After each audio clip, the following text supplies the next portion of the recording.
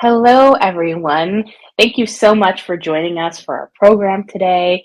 My name is Mandy Sally. I'm the Chief Operating Officer here at the Woodhull Freedom Foundation, and I'm really excited about the conversation we have in store for you today. This program is an installment of our Censorship Series. We are doing programs all year long about censorship and the censorship of sexual freedom. Today, our topic is going to be education, and we are going to hear from some fabulous minds about how censorship affects education and what we can do about it.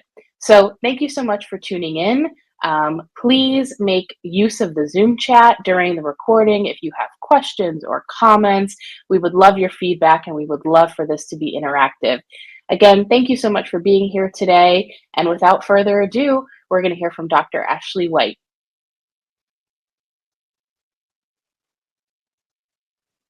For the first part of our program today, we are going to hear from Dr. Ashley White about censorship in higher education. And I want to tell you a little bit about Dr. White before she gets started.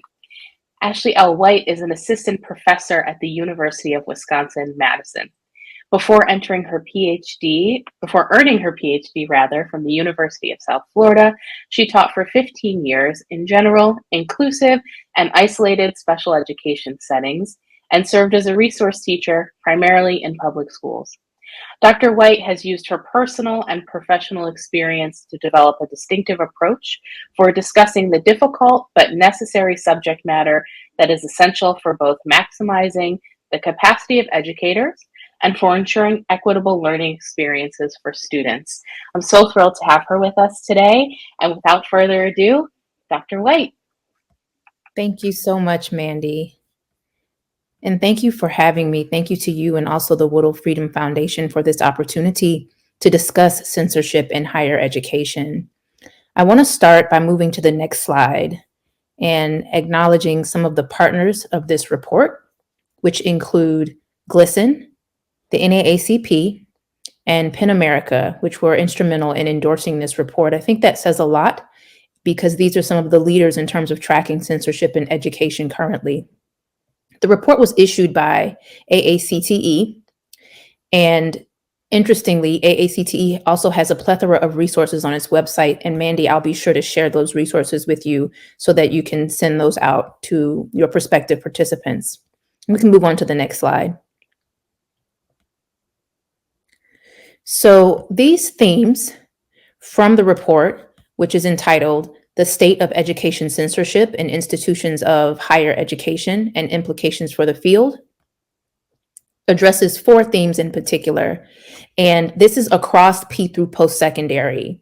And later on, we'll hone in on the implications for higher education. So just sit tight and we'll talk about those. And so we want to get right into the themes. The first theme is legislation targeted toward the erasure of ethno-racial diversity in schools. And I want to provide a bit of background on that. So if you could move to the next slide. So if you look to the right of this slide, you'll see an excerpt from a newspaper article. And this article is specifically about the Southern Manifesto, which was derived from a speech on the House floor. It was formerly titled The Declaration of Constitutional Principles, and it was signed by 82 representatives and 19 senators, in fact, roughly at that time around 1/5 of the membership of Congress, and all from states that had once composed the Confederacy. It really marked a moment of Southern defiance against the Supreme Court's 1954 landmark Brown v. Board of Education decision, which determined that separate school facilities for Black and white children in schools were inherently equal. The manifesto really attacked Brown as an abuse of judicial power that trespassed upon states' rights. And it urged Southerners to exhaust all lawful means to resist what was called the chaos and confusion that would result from school desegregation. And so I think it's important to note that those means, those lawful means, are still being exhausted through what we're witnessing today. In fact, what we're witnessing is what I like to think of as a recycling of tactics. And so to talk more about that, I want to hit on these 4 points that are listed here on this slide. So when you think about federal and state legislation, if you reflect back to Brown v. Board and the reaction to that.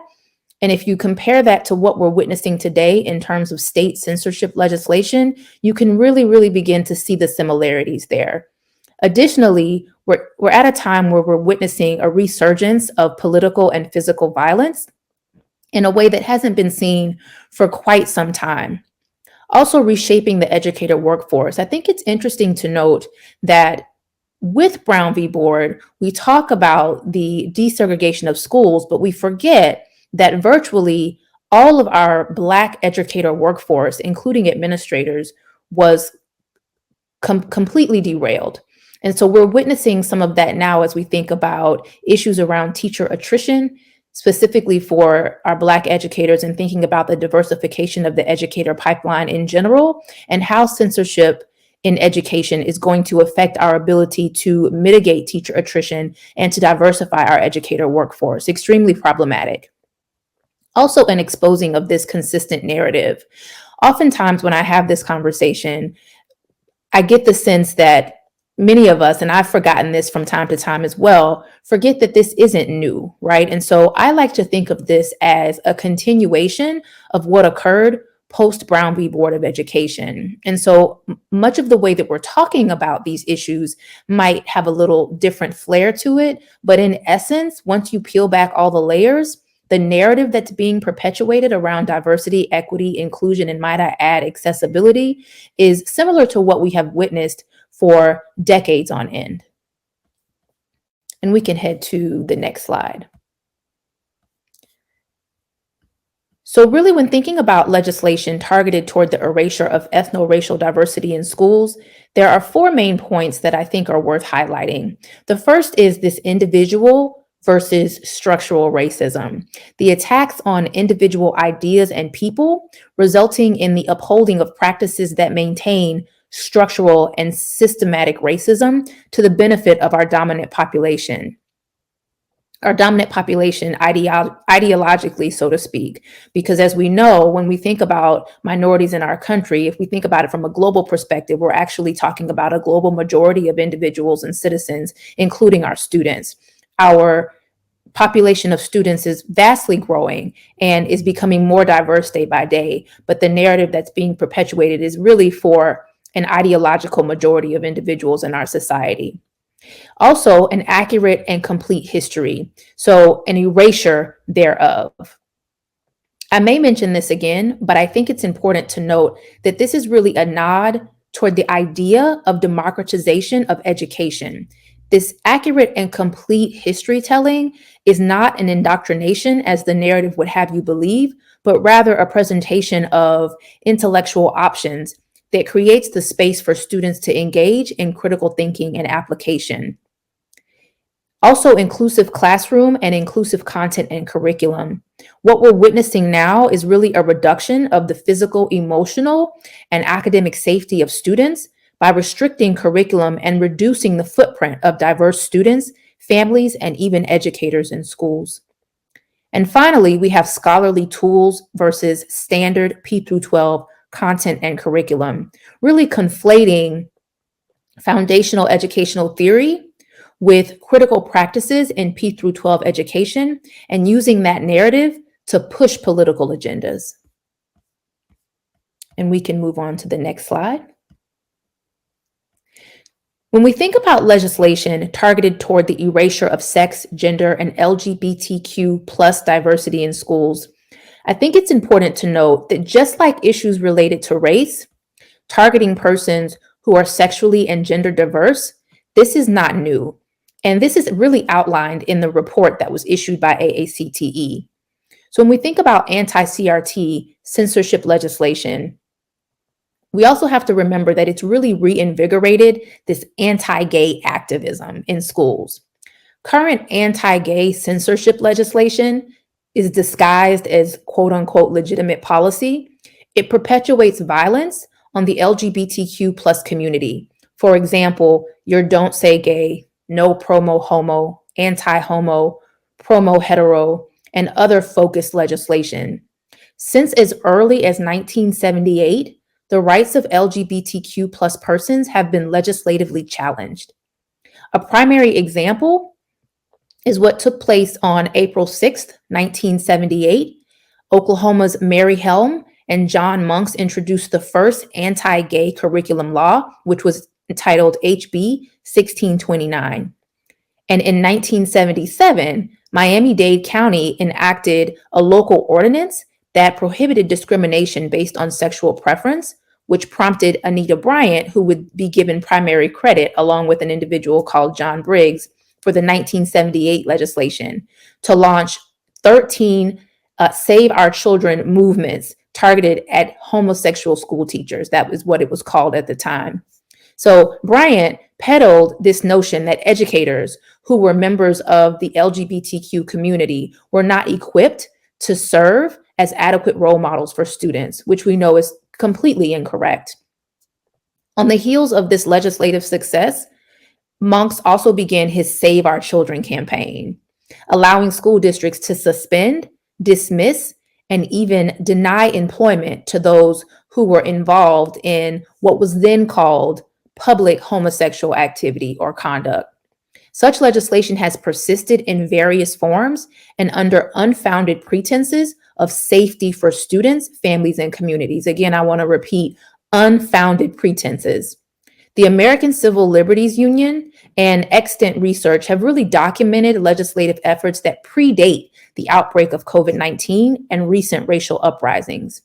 These bills have repeatedly targeted transgender people for discrimination on a range of issues, included but not limited to restricting transgender students' ability to fully participate in school and preventing trans people from acquiring identification documents with their name and gender. Policymakers' efforts to constrain educational thought and practice by targeting topics related to LGBTQ plus people really indicates an expansiveness of anti-policies as a counterattack to the ever-growing diversity of our nation's citizenship and any related thought, action, or instructional practice in education.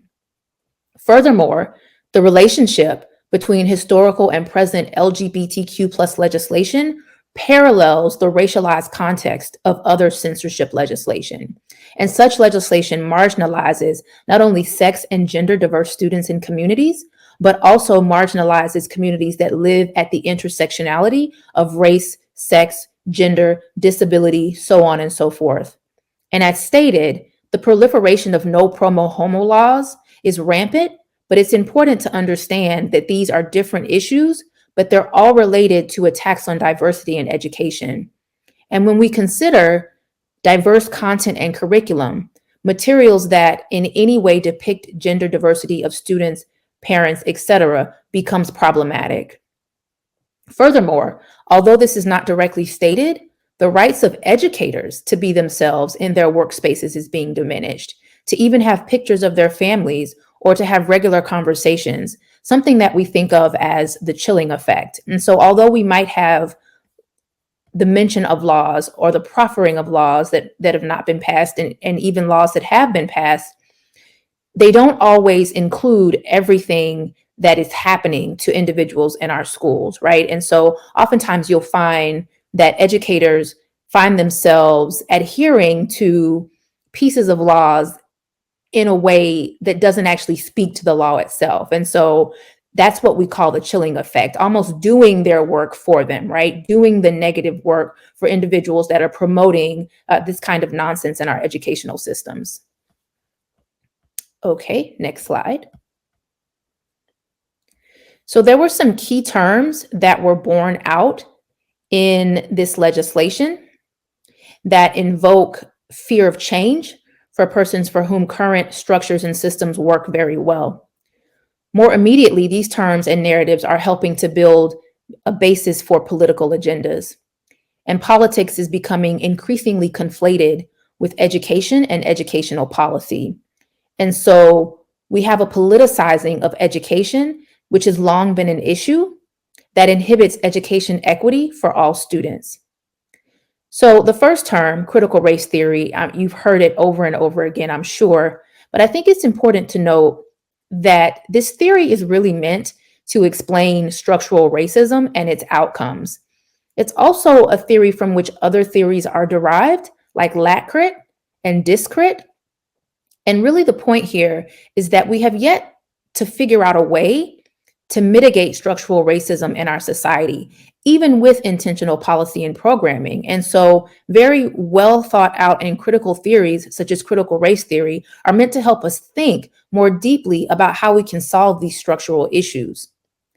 Another term that is lifted up in a negative way is the 1619 Project, right? We think about Nicole Hannah Jones's work pertaining to the origins of slavery, which is not all at all related to critical race theory. Again, they are both related to race, but very, very different in terms of their content and the way that they have been used.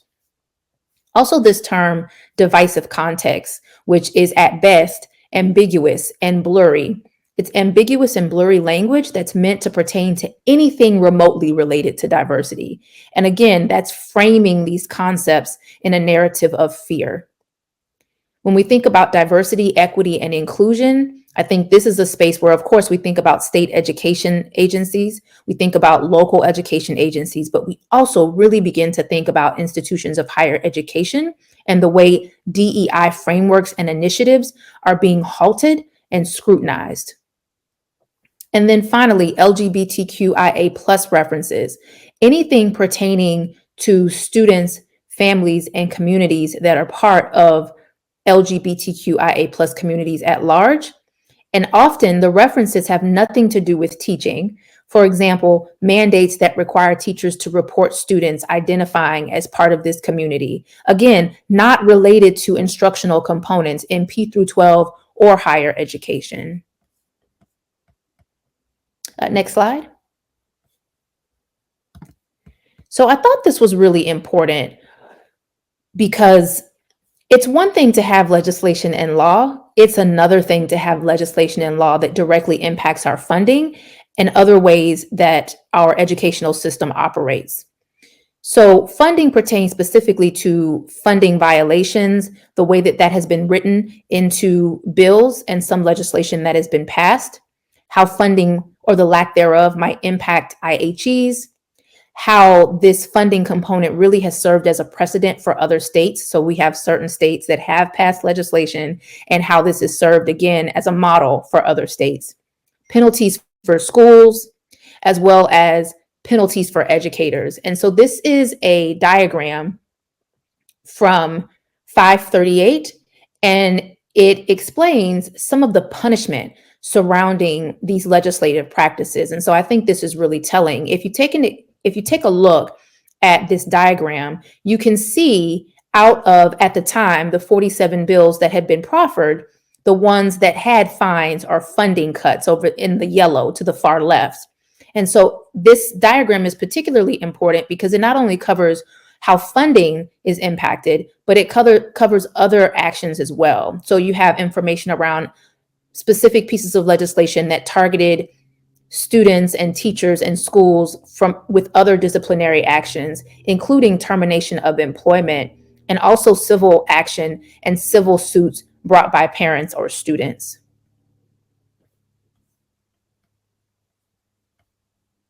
And we can head to the next slide. So since this report came out in, I want to say October, we've had some recent events, right? And so I wanted to include a slide around updates. And a lot of this really pertains to higher education specifically. Again, all of the themes borne out in the report pertain to higher education, P through post-secondary, but there have been an increasing number of events that have occurred legislatively or politically that pertain to our institutions. And so I wanted to spend some time discussing that as well.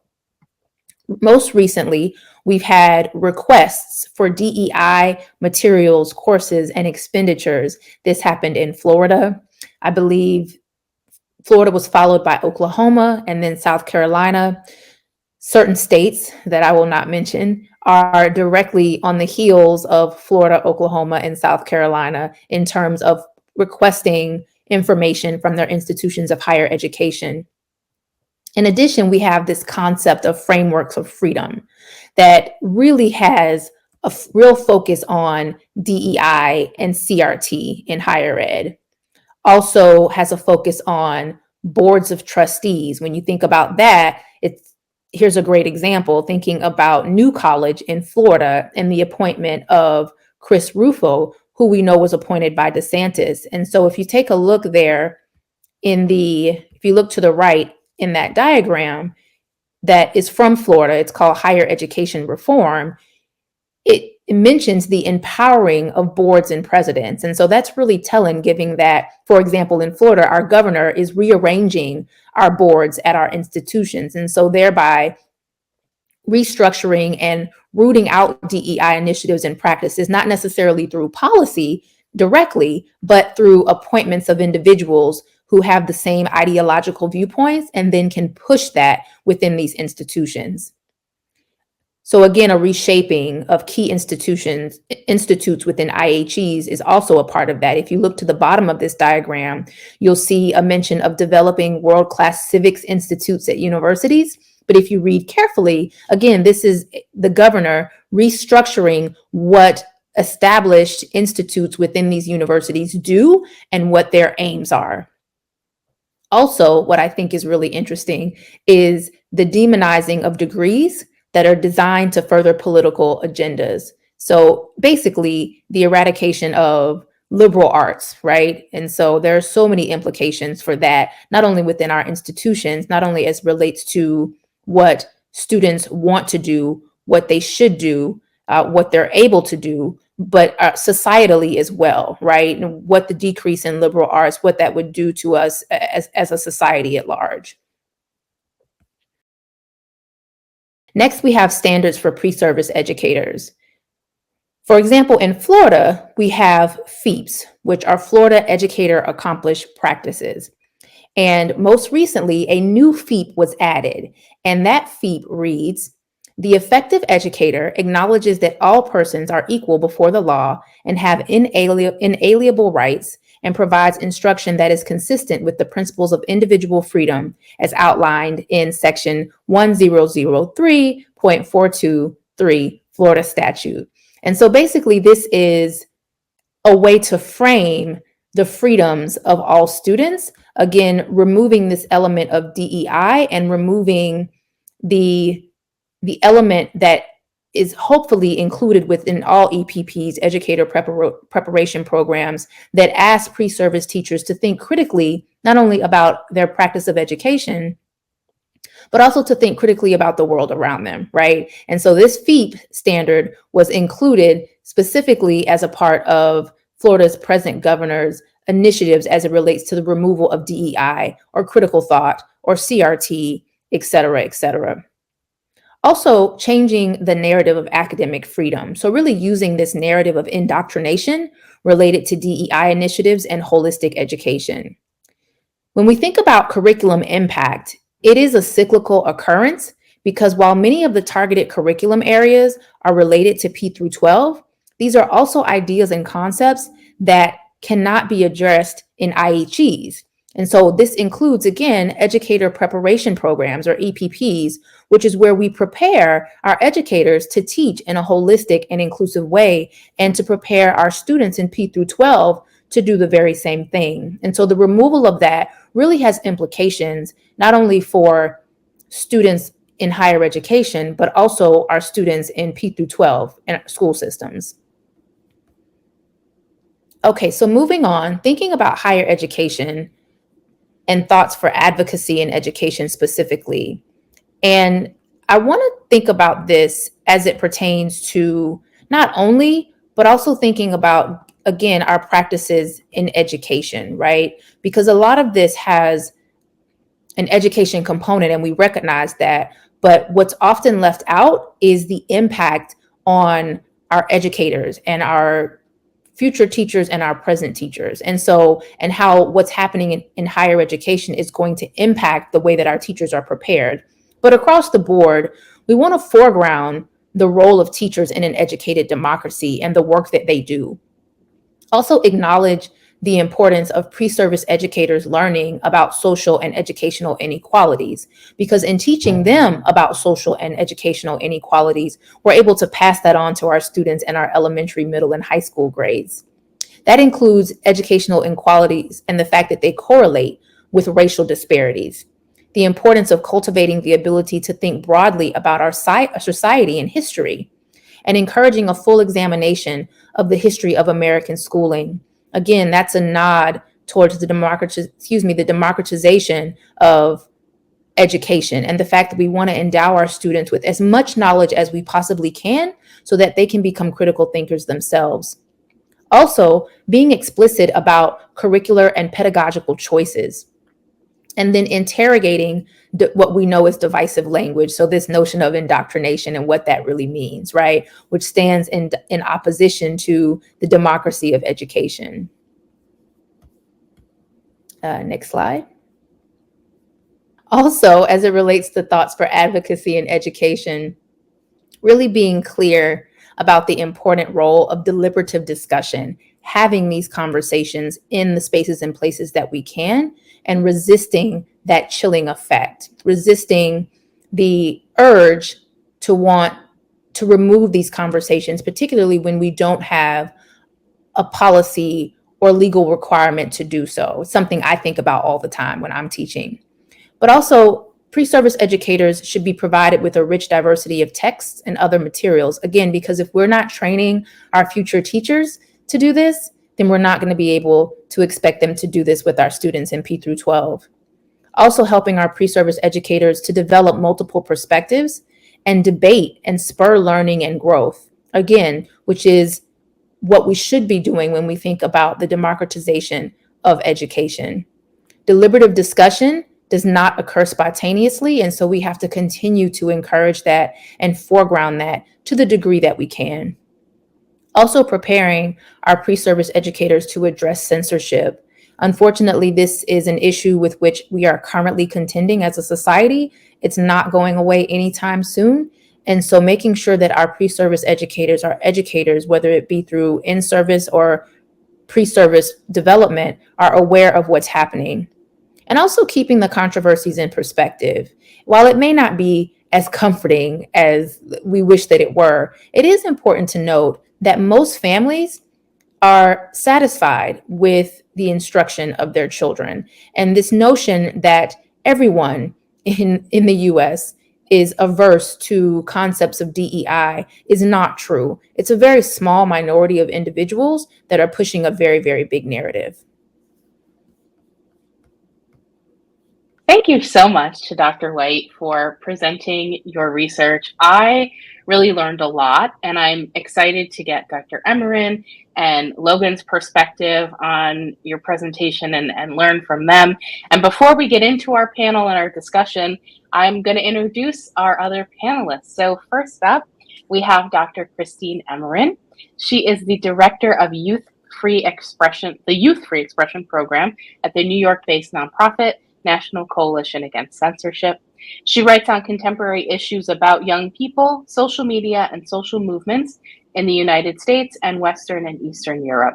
A Fulbright Research Fellow, international researcher, as well as an academic, Dr. Emeran has taught political theory and sociology at Manhattan College, St. John's University, Sciences Po Paris, and she received her PhD in sociology from the New School for Social Research in New York. So thank you so much, Dr. Emeran, for being here. And last but certainly not least, we have Logan Torres. Logan is an undergraduate at Brown University in his third year studying environmental studies and political science. As a spring 2023 campus scholar for FIRE, Freedom for Individual Rights and Expression, he is conducting a free speech podcast about the dangers of silencing Americans in climate movements and how that is shaped at universities. Outside of his role as FIRE campus scholar, he is also Brown University class of 2024 student body president, works in conservation DNA research, is a legal intern for the city of Central Falls, leads Brown College Democrats in policy directives as policy director, and volunteers for Climate Action Rhode Island, among other commitments. Well, I sure do feel short on the accomplishments with this bunch. And I'm really excited to hear from all of you today. So, my first question, I'm going to um, head to you, Dr. Emeran, is I would like to just hear your reaction to what we learned from Dr. White, and then the same for you next, Logan. Thank you so much, Mandy. It's so great to be here on this panel. And I also want to thank the organizers at Woodhull Freedom Foundation for inviting me today to present our work and CAC's work on this issue. And firstly, I would like to commend Dr. White's research study that highlights with evidence the negative effects of the state bills that have impacted diverse communities of students. And now, we've seen its expansion to higher education in some states. NCAC has responded by issuing two statements. One of them dealt with K-12 in 2021, and another one last week for higher ed. So I'll just briefly talk a little bit about how it intersects with the research study that was presented already. So during the past 2 years, I have been researching and also monitoring this. It started off as diversive concept, and now it's more commonly known as anti-CRT bills. And now more recently, we've seen anti-gay bills like in Florida. So in 2021, if we go back a few years, NCAC responded by writing a statement to oppose such bills, the anti-CRT bills that we know now as, that limited teaching related to racism, gender, as well as CRT, which is critical race theory, which challenged the dominant narrative of Americans' founding as well as history. And some of the bills that were proposed even forbid the inculcation of these concepts in public schools. So for example, in Texas, at the time we saw how a bill, specifically indicated how teachers were forbidden to discuss, how meritocracy works, such as the hard work ethic, and labeled that as being racist or sexist. Or another component of that bill was that an individual, by virtue of his or her race or sex, is seen as being inheriting racist, sexist, or oppressive, whether consciously or unconsciously, that's in quotes. Or, in quotes, they've also mentioned how members of one race or sex cannot treat others without respect to race or gender. So for us, in terms of our objective, to these bills, lumped as a whole in terms of our deep connection with free speech and First Amendment was, first of all, when you think about these bills as a whole, we look at the First Amendment principles and its forbiddance of censorship based on ideological viewpoint. And here you see when legislators ban particular political or historical interpretations, and also prescribe, a sort of ideological, conformity with the educational system. So you see that here, that the school curricula is being used to advance political partisan viewpoints. And if you consider that in terms of like the practices that we've seen in particular states, the Supreme Court has made it clear that the public authorities can promote community values, but they can't cross the line in forbidding consideration of ideas that they disfavor. And then secondly, these types of bans, these particular bills that ban particular kinds of speech also are affecting students that are in public schools, and they're part of their education requires being exposed to different types of interpretations of history, and to learn how to think critically about them. And these types of laws directly threaten teaching, as well as and also the encouragement to think critically in public school classrooms. And so, and as Dr. White says, the language of these laws is very vague and broad. And we've seen how it has also impacted academic freedom. So that's also something to keep in mind. And then lastly, in terms of like the space, we also noticed that these bans that are supposed to eliminate political indoctrination do the opposite. So by implementing a ban on even discussing certain topics that's a form of state indoctrination. And basically for us, what we advocate for is the best way is for this to be prevented, and imposing one views on another is to allow the hearing of an opposing view. So that is something of concern. As it pertains to higher education, last week NCAC, we released a statement with the American Association of University Professors, the American Teacher Federation, a joint statement that was opposing the newly introduced Florida bill to reform higher ed. The bill would ban gender studies, critical race theory, intersectionality, as well as DEI in university majors and minors. And as we say, this bill substitutes ideology of those in power for the freedom that's necessary for colleges and universities to be able to serve their mission in terms of the common good, and also to function as an intellectual center where young people can succeed, and also where they're able to produce ideas that can drive our country forward, and to ignite, kind of democracy. And that's, some of the, issues at stake in terms of the bill that has been introduced in Florida. And in addition to this particular legislator, it is seen as a direct attack on academic freedom that would have impact on silencing faculty as well, and students based on ideology, and also purge, fields of study, as Dr. White had mentioned, in terms of a concern. So therefore, this is very problematic. And as also Dr. White mentioned, this has an impact on funding. Last we followed DeSantis's administration, and how he was demanding state colleges and universities to submit a report that detailed how much taxpayer money was spent on DEI programs. And I think at the time he had accumulated a total of $15 million. Again, it's worrisome in terms of the direction of where this particular state is going, because if this bill was to be enacted, it would control curricula as well as the mission of institutions, and put it in the hands of political appointees. And also it would ban the ability of students to pursue certain majors or areas of studies. They would have, if you were a student in Florida, you would have to work within, the confines of what the political, state has, set forth. Also problematic is that South Carolina, Oklahoma has also requested reports about how taxpayers spend their money on DEI programs. Utah, as well as West Virginia, is looking to file legislation to prohibit DEI, statements from being considered to hire, at the university level. So these are things to consider. And Texas is also actually sent a letter issued to state universities saying that it would be illegal to hire using DEI statements. So therefore, if we look at what's happening in Florida and other states, these are state-sponsored efforts that's repressing ideas, silencing debates, and also limiting autonomy of the institutions, including faculty, staff, students, administrators who may disagree with the political party in power. I'll stop there.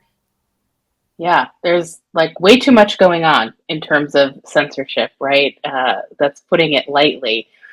So Logan, I'd love to hear from you, your reaction, not only to Dr. White's research, but what Dr. Emeran shared. And, if you can shed a little bit of light too about what is it like on your campus as all of these things are happening, all of us non-students are seeing this. I'd love to hear from you about that. Yeah, I definitely want to just thank Dr. White for her presentation and research, for you, Mandy, for inviting me to be on this panel, as well as Woodhull Freedom Foundation. I really appreciate it. I think the thing that Dr. White stressed is that it's not surprising. This is something that we've seen happen throughout American history. And I personally think that a lot of the individuals that we see who are pushing anti-CRT often do it under the guise of free speech. Something that I think about that was mentioned in Dr. White's research was the Iowa bill led by Amy Sinclair in 2021, which claimed to enhance free speech by introducing a teaching bill, but they decided that race and sex were too divisive to be talked about. And I think it's selective and very hypocritical. And I think we see that throughout a lot of the different bills. I also think that on campus specifically, there's been a lot of lack of debate in education and free speech. A phrase that I like to think about is, it's free speech when it's mine and not yours. And I think that's an issue that we continually face in higher education and political institutions, where people with power want their voice to be heard and not the people who are being affected. And something that I thought was really critical was the formal connection and intersectionality and anti-CRT and anti-gay bills and other sorts of pressures against minority individuals in colleges. I think that's really important to mention. And then sometimes as a student, I feel a little bit disconnected because we're always going and moving, and there's a lot to sort of frame ourselves in. But it's shocking when you take a step back and you look at a place like Alabama, which is firing teachers for talking about these sorts of concepts. And even in Rhode Island, where the report by Dr. White mentioned that similar bills were proposed. While they may not have been passed, they have been proposed, which is scary. I also see a wider conflation of what things should be like non-political issues, for example, like my work in climate change. And the big question that I continue to ask myself is, how do we rectify that? In terms of the second part of your question about campus culture, I think that Brown definitely strives for a culture of inclusivity. I think the ability to do so is afforded by the political power and private status that Brown holds. I don't think that's the case at many other universities, both within Rhode Island, at places like community colleges and places like public universities in Florida.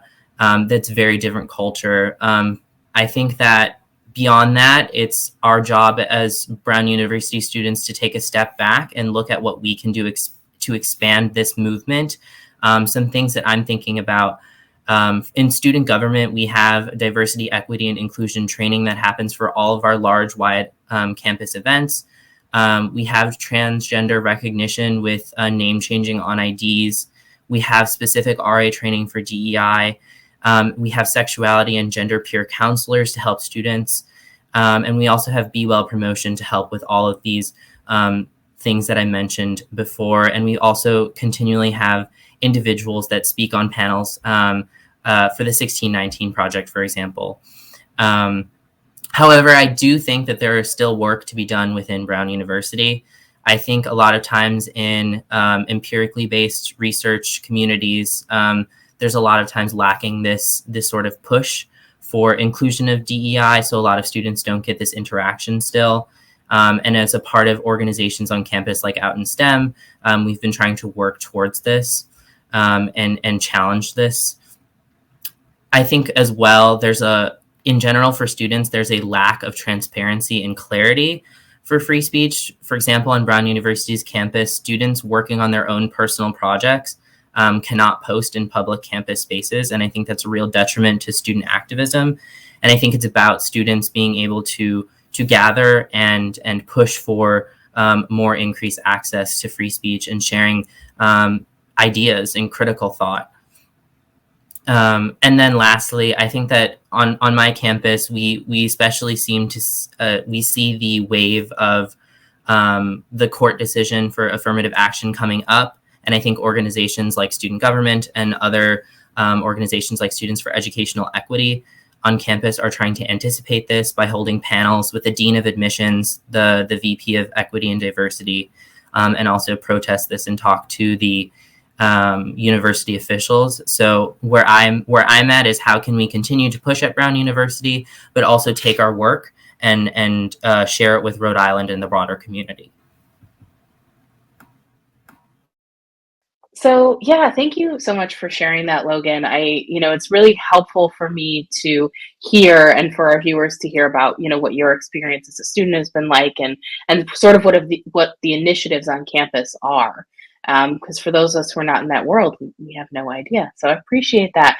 And Dr. Emeran, I want to go back to you because you are also working with youth at NCAC, but in the sort of K through 12 arena. And so I'm wondering if you could tell us a little bit about your experience there and what you're seeing from those students about their experiences of censorship and how they're sort of dealing with these topics.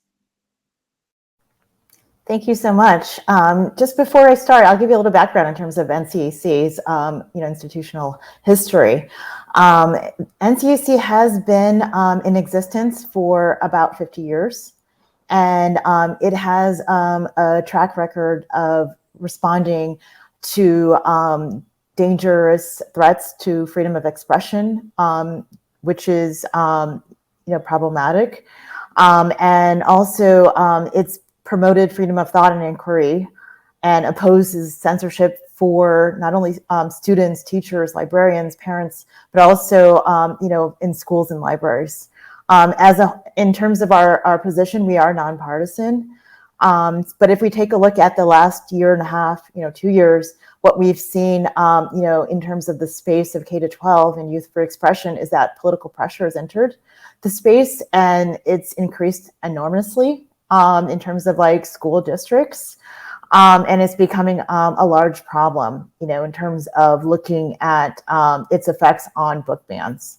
If we take a look at this political pressure that we've talked about already, it's had a direct role in censoring books in multiple districts. And I think the PEN America has an index, and they were able to enumerate over 1,000 books being censored in just a year. And I think of some of the research they've done is that more than half of them have had a direct tie to this political pressure that they've seen. And they've done research in districts such as Texas, South Carolina, and Georgia, and have seen the impact of these particular laws that we're talking about, anti-CRT or indoctrination laws, on how things are restricted in terms of what you're able to teach, and how teachers are limited in terms of how they can discuss racism or even sexism. And in terms of the state that's leading in all of this, it's Texas. And that's, that's problematic in terms of students, getting access to books that they may need. So in terms of, looking at these mass school bans, because nowadays it's not just an individual parent, objecting to a particular book, which is okay to do, because there are procedures that, that are followed in terms of having a group of people reviewing it. But nowadays it's hundreds of books at a time, and there are actually political groups, PACs, that are being funded by political parties to send massively emails to parent groups across the United States, and books are not necessarily read. So passages are taken out of context, and it's basically creating a lot of fear in the parent groups that, of not knowing what materials are being available at schools. So these large lists are basic. If you look at them, they include subject matter that relate to LGBTQ, anti-racism, or even racial diversity themes. And so for most of these groups, these parent groups, from political orientation, their goal is to remove them, completely from curriculums as well as libraries. And so they have been mounting campaigns and heightening, public pressure, which has led to censorship, also self-censorship in terms of schools wanting to avoid controversy and not, having these books available, or just taking them off the shelves without, formally, without a formal complaint. So the chilling effect that Dr. Wright talks about is real, and it does impact how schools, especially in states of Texas or Florida, are selecting curriculum and revising, kind of library resources. So therefore, we've been really active in advocating for, students that approach us, or community members that approach us, to report incidences where books are being improperly removed or preemptively removed because there are these laws And the laws are very broad, as we've explained. And so in terms of the school administration, they are, are basically feeling pressure from parents and to immediately react rather than going through a formal procedure, which usually takes some time. And generally the book remains on the shelf. But in some cases now they've just, removed all the books, while they're pending review. And this can impact a student because the review process could last months, even as a whole school year. So that's an issue for us to really be concerned about, because a lot of times, as I've said before, they've targeted books that are graphic novels or textbooks that address LGBTQ sexual content or race themes. And in terms of the American Library Association, I think they recorded for 2021 or 2022 over 1,500 books that were removed, which was exponentially increased from 2020, which was I think 270 books that they recorded. So you can see we are it's an added uptick. In terms of who is initiating this, as I said before, it's parents, kind of connected to these PACs that are initiating these challenges. Sometimes there are community members that have no students in the district that are also doing, this type of work. And these challenges are not only taking place in school libraries, but it's also public libraries as well that are at risk of being defunded for having particular books or, having them, in view, of, a potential student, walking past this particular book. And we've seen even books that there are laws that are being developed that address sexual contents. And as I said before, schools are, very wary of controversy, and so they're mass removing them. And books that are subject to removal include sex ed books, even the Bible have been strike down. There's been lots of books that are art history related that could potentially be impacted by these particular laws that are being introduced at the state level, but not being properly understood at the school district level. And so I think I'm going to stop there. Well, yeah, I'm sorry, I didn't mean to interrupt you, but I think it's what I'm hearing from all of you, and I think Dr. White's research sort of backs this up, is it's a multi-pronged approach, right? And it's not just, okay, we're going to censor the state universities, right? It's, we're going to change who we put on the board, so they're going to have a long-term effect, right? And then we're going to get mad about 100 books, and we're just going to overwhelm our school library in terms of even being able to go through the process to review what might be appropriate or not appropriate. And always follow the money, right? The fact that there is a super PAC out there funding this kind of work is very scary. I actually didn't know about that till right this second. And so, obviously this is a problem. I think I'm understating it, calling it a problem. I think we might be at the crisis level at this point. So let's shift gears a little bit, right? Let's give our viewers some solutions, right? What can they do if they're concerned in their own communities about censorship? And Dr. White, I'm gonna throw it to you first, and then we'll kind of go down the line. I'd like to hear everybody's perspective on what we can do to fight back against censorship. And thank you, Mandy. I want to keep in mind what you said about solutions, which is so important, because it is so easy to admire the problem, because it's just such a wonderfully large problem, and it just keeps growing and growing. So the first thing I'm going to say is going to lead into the solutions, but awareness, right? And I think that's the benefit of this panel, is that before you can think about solutions, you really have to understand the dynamic nature of this issue. You also have to understand the history behind this issue. And you also have to understand what undergirds the continuance of this issue, which is really politics, right? We have individuals that are really pushing this narrative and pushing these legislative agendas for very specific political reasons. I won't dwell on that, but I think it's important because it gives us a bigger picture, right? And so we don't get so mired in the weeds of it all. But what I will say is that, as you mentioned, this is a multi-pronged issue. And so we have to have multi-pronged approaches, right?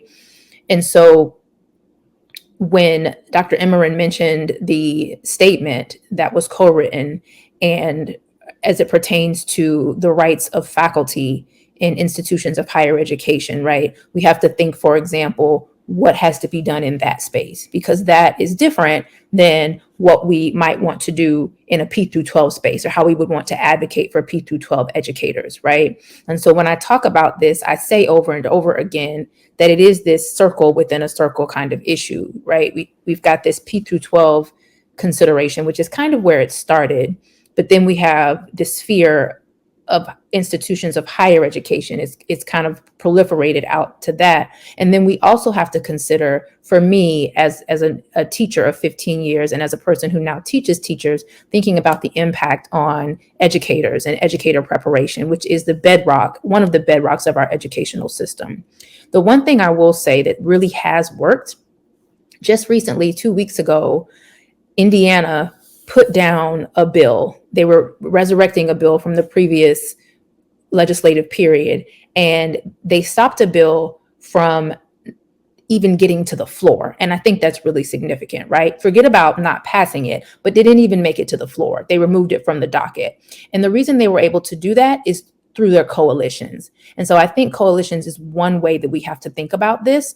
For example, there were educational advocacy orgs in that coalition, the NAACP, their state conference, and local units were there as well. And so you had a group of people who had various interests in this issue, various reasons to want to put this bill down, but collectively they were able to get that done. And that's where we've seen a lot of success, right? Indiana was able to do that in 2022 for the very same reason. If you look at what's happening in Florida, and thinking about, for example, the NAACP and the role that they've had in other civil rights organizations as well, NAN, for example, and educational advocacy organizations, for example, AACTE, and the work that they're doing around this, it really helps us to appreciate that it has to be a collective effort, but it has to be kind of like this consistent ongoing thing. So building coalitions, coming together and strategizing, because what may work in Texas may not work in another state. And so you have to think about the landscape. You have to think about who's in office and what the political landscape is, so you can build that coalition and figure out how to move those pieces of legislation off the table. So I found that's one way that has been really helpful. And then the other thing I'll mention is, again, going back to this chilling effect that Dr. Emeran also mentioned, not doing their work for them, right? She mentioned the book banning, and how it is that when this happens, the decision is to just come in and take out any book that could possibly be an issue, even if it's not on the book ban list, even if there is no book ban list.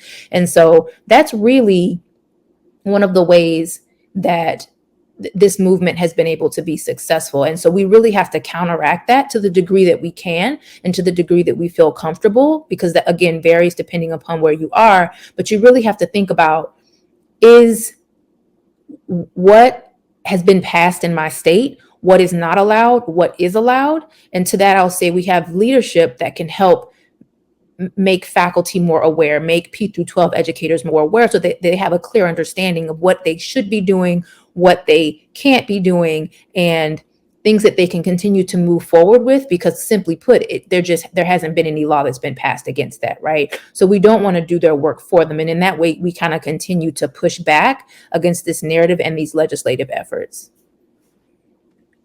Yeah, I love that. Don't do their work for them. That's great advice. Dr. Emeran, what are your thoughts? What can folks do in their own backyards? Oh, that sounds great. I fully agreed with what Dr. White says. I mean, I think that's the number one, is for teachers to be aware of their policy. So, whether they have a teacher union or, something like that, they should, they should find ways to understand what they can and cannot do.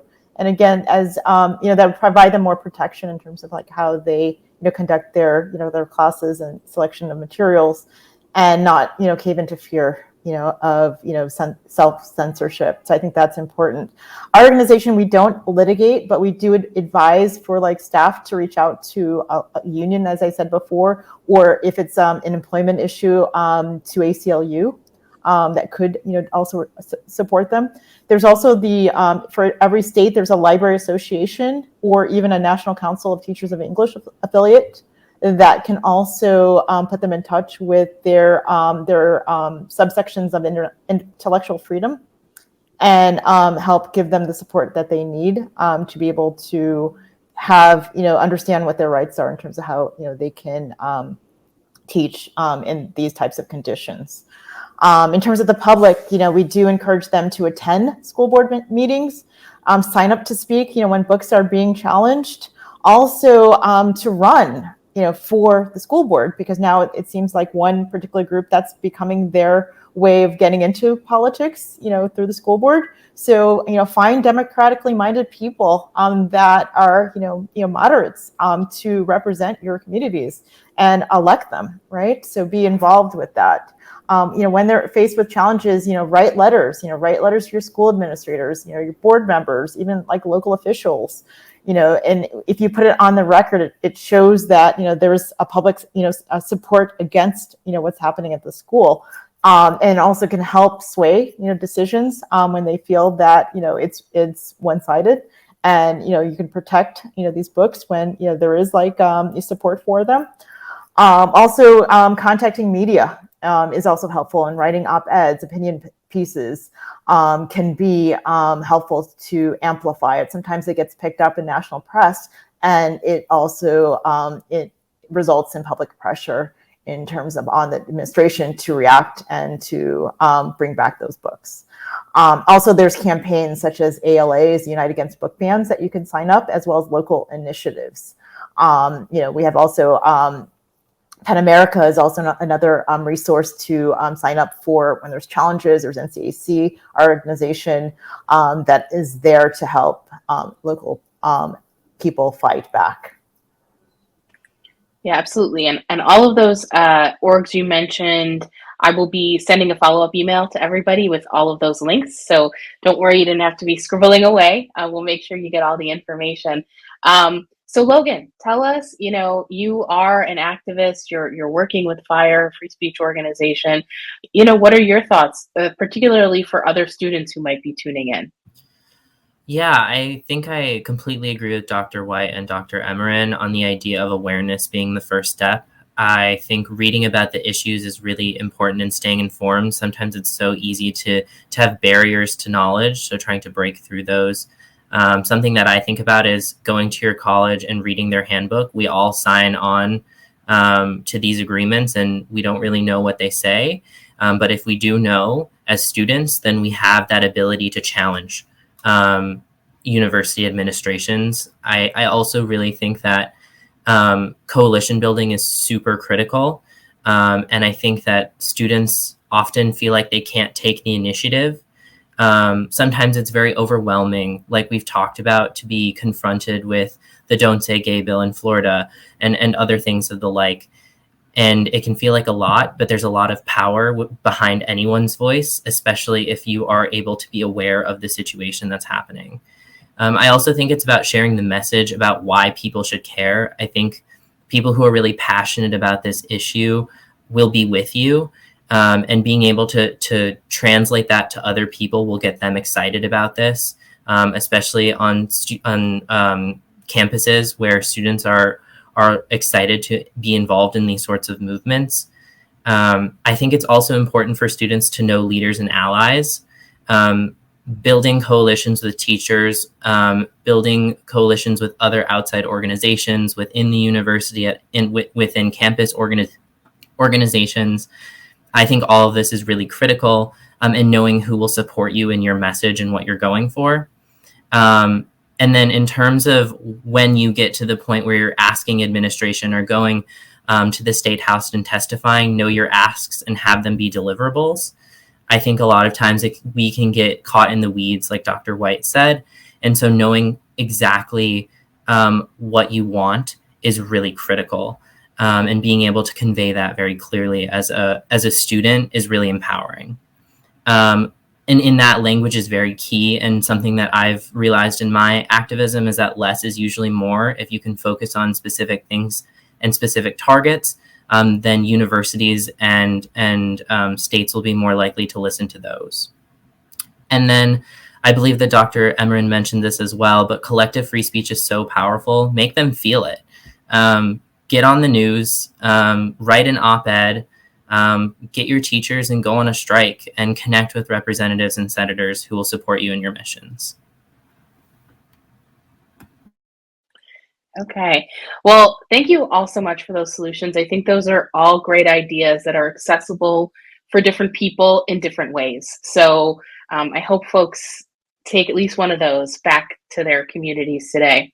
So I know that people are going to feel inspired by what all of you said today. And I would love for you to just give us quickly how folks might connect with you after the program, how they can support your work. So Logan, I'll start with you, and then we'll kind of move down the line. How can folks find you?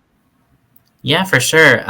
You can feel free to reach out to me at my email, logan_torres@brown.edu, or also connect with me on LinkedIn at Logan Torres. I think those are the two best ways, and I'd love to connect with anyone who is wanting to institute any of the things that we talked about, and how I can help at other universities.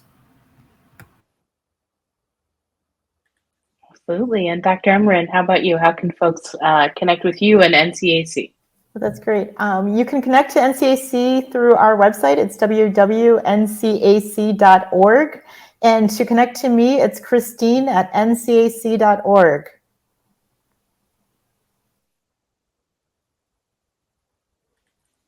Dr. White, how about you? So you can contact me at Ashley, ASHLEY.White @wisc, like Wisconsin.edu. Also, if you want to contact me on the NAACP side, you can contact me at aWhite@naacpnet.org. Also, I am on LinkedIn and Twitter. If you just look for my name, Ashley White, it's really simple, spelled the 80s kind of way, and you look up UW-Madison or NAACP, I'll pop up. Wonderful. Awesome. Well, thank you all for that. I hope folks take advantage of that opportunity to reach out. And thank you all for joining us. Thank you all for your input in the chat and your questions. And this will also be posted to Woodhull's website and YouTube page for anyone who may have had to leave early. And look out for a follow-up email with links to all of the wonderful resources we talked about today. Wow, I am so impressed by everything I learned today. I want to thank Dr. White, Dr. Emeran, and Logan for joining us and lending their knowledge to us. Thank you again so much. I feel really inspired and energized to go out there and fight against censorship, and I hope that all of you who tuned in feel the same way. If you enjoyed our program today, I encourage you to check out the other sessions in this series. You can head to woodhullfoundation.org to see our full program archive. They're also listed on our YouTube Foundation under the same, our YouTube page under the same name, Woodhull Freedom Foundation. And if you learned something and you are moved by what you heard today, please head over to woodhullfoundation.org and make a donation. We strive to make our programming accessible and free for all, but we appreciate any support that you can give us if you enjoyed the programming you heard. So thanks again for joining us, and we'll see you again next month for our next program.